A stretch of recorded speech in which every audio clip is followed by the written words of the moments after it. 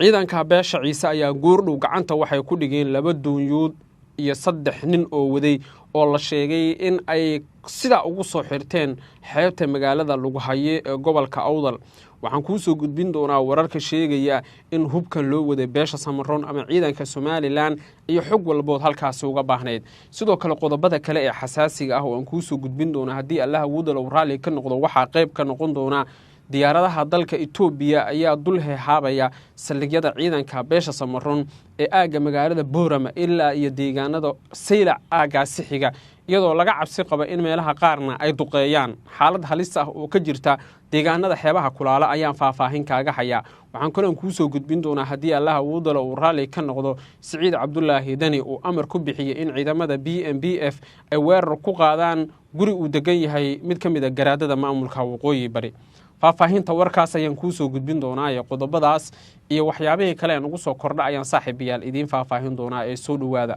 haddii taa markii kuugu horeysay ku soo biyo waxaad heli doontaa wararka iyo warbixinada xasaasiga ah oo mar walba halkan aan ku daabacno aragtidaadana qaybta commentiga ee noogu reeb. soo dhawaada saaxiibayaal meel kasta aad joogtaan.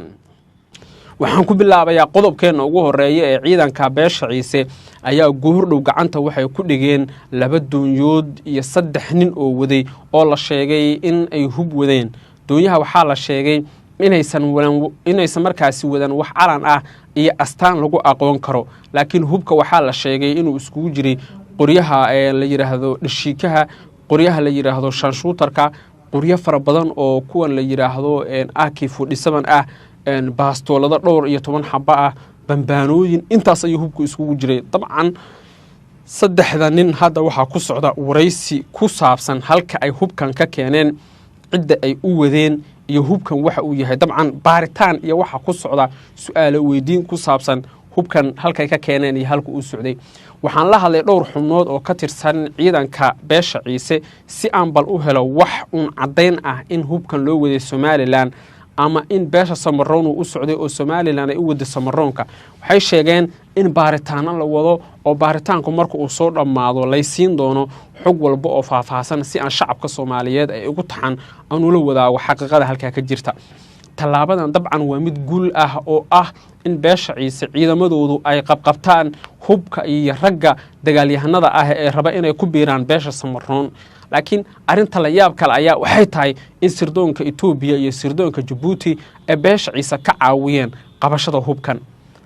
qorigan la yiraahdo shanshuutarka ee lagu farsameeyo meelo ka mid ah Itoobiya ayaa xataa ku jira. wararku waxay leeyihiin in ganacsato u dhashay beesha Samaroon ay dabcan hubkan soo gateen kadibna ay rabeen in beeshooda ay ku hubeeyaan, saasna lagu qabtay. waxa ay wararka iyo macluumaadku tilmaamayaan in ay jirto sidoo kale xaqiiqo kale oo sheegaysa in ciidanka beesha Samaroon ay ku guul dareysteen in ay labadaasi doonyood hubka u socday ay si nabad ah u gaaraan beesha Samaroon.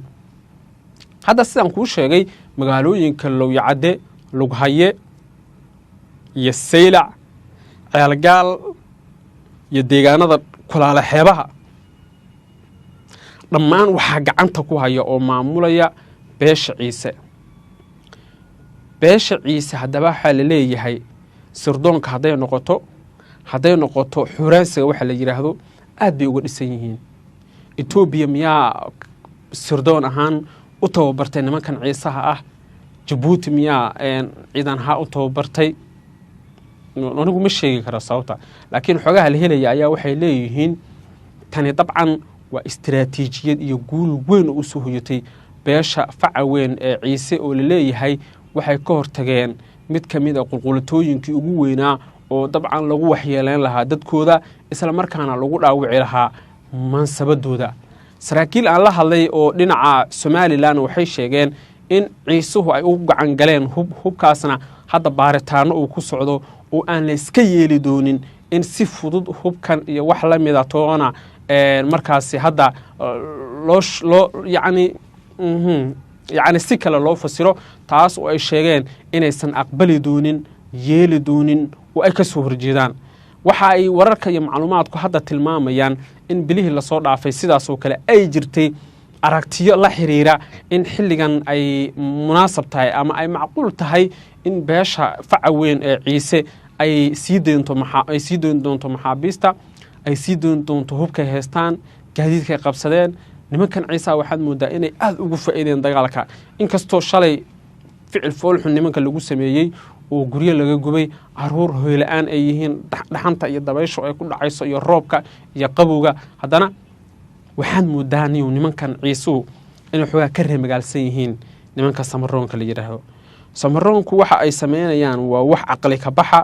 waa wax miyirka iyo maanku uu diidayo waa wax yacni caqliyadda saliimka ahi aysan sinaba u ogoleen dad badanna waxay leeyihiin tani waa dharbaaxo culus oo ku dhacday beesha la yidhaahdo samaroonka oo ah in ciisuhu aysan guryana gubin dhibaato kalena ay geysan laakiin samaroonku ay ka gudbeen xadkii laisku yiqiinay dhinaca kalena Ethiopia ayaa la soo warinayaa in diyaaradaheedu xilligan aan kula hadlayo ay dul heehaabayaan saylac iyo sidoo kale lagu hayo inta u dhaxaysa 3 jeer oo kala duwan ayaa diyaarad la aqoonsaday in ay tahay dawladda Ethiopia ay leedahay ay dul heehaabtay deegaanada aan soo carabaabay wararka iyo macluumaadkuna waxay leeyihiin waa ficil inaba aan caadi ahayn oo si weyn ay iskugu dayaan Ethiopiaanku inay garab siiyaan beesha ciise saraakiin aan la hadlay qaarkood waxa ay leeyihiin tani waa dharbaaxadii ugu cusleed ee ku dhacday beesha la yiraahdo samaroonka sababtoo ah Ethiopia inay ciise taageerto Djibouti ciise ay taageeraan yacni dawlad deegaanku ciise ay taageeraan ogaadeenku ciise ay taageeraan yacni wax sahlan maaha wax la yeeraysan karana maaha anigu ma ogi haddii beesha ciise ama beesha samaroon ay arrinkaasi sahlan doonaan laakiin dawladihii geeska Afrika ugu awooda badnaa haddii ay ciise taageeraan ciisuhu waa dawlad ka dhex dhisan Ethiopia iyo Djibouti muhiimadda warkiisu waa kaas meel loo dhaafo iyo meel loogu laabto iyo meel laga hordhaco midtoona ma jiro waxaan arkay muuqaal baraha bulshada la soo geliyay waxa isgarab taagan ugaas Mustafa dhinacan waxaa taagan madaxweyne Xasan Sheekh dhinacaas waxaa taagan madaxweynaha Djibouti dhinaca ugaas Mustafana waxaa taagan ra'iisul wasaaraha Ethiopia waa la isla qoslay waa la isku dhowl cadeeyay kulan baa la qaatay yacni waxay ku tusinaysaa sida ciisuhu ay u dhaxgaleen Ethiopia una dhaxgaleen xataa Djibouti taas oo xataa sawir cad kaaga bixinaysa in laga yaababa inay mustaqbalka tagto in la arko gacan ka hadal culus oo halkaasi ka dhacay iyada oo hadda la leeyahay waxa dhici karta dhibaato ka weyn tii hore loo filan karay oo ah isku dhacaya in la arko inkastoo aan rajeynayo in Ilaahay inuu dadka kala qaboojiyo laakiin macluumaadka iyo wararkan helayna waxay leeyihiin bilihii la soo dhaafay dabcan way jirtay aragtida la xiriirta in Cabdiqaadir in maamulka waqooyi bari handahe maamulka samaroonka iyo sidoo kale ciise la wada hadalsiyo laakiin taa waa ay suurtagal weeday qodobkan ugu dambeeyana ciidamada BNPF ayaa la soo warinayaa inay isku dayayaan oo ay xilligan xataa u tafaxaydanayaan inay weeraraan guriga uu magaalada Buuhoole ka degan yahay Garaad Cabdullaahi Garaad Saleebaan garaadka guud ee Maxamuud garaadka guud ee beesha Maxamuud garaad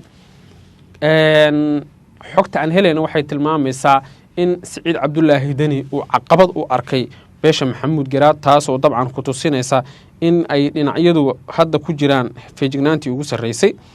dhowr jeer waxaa jirtay khilaafaad u dhaxeeyay beesha ciise waa beesha andhahe Maxamuud garaad iyo sidoo kale beelaha kale waxaa wararka iyo macluumaadku ay tilmaamayaan inuu jiray xal ay ku wada joogeen oo ku saabsan arrintaasi walow markii dambe la sheegay in la isku fahmi waayay sida Buuhoole loo wada joogayo Garaad Cabdullaahi Garaad Saleebaan kullay waa nin mayal adag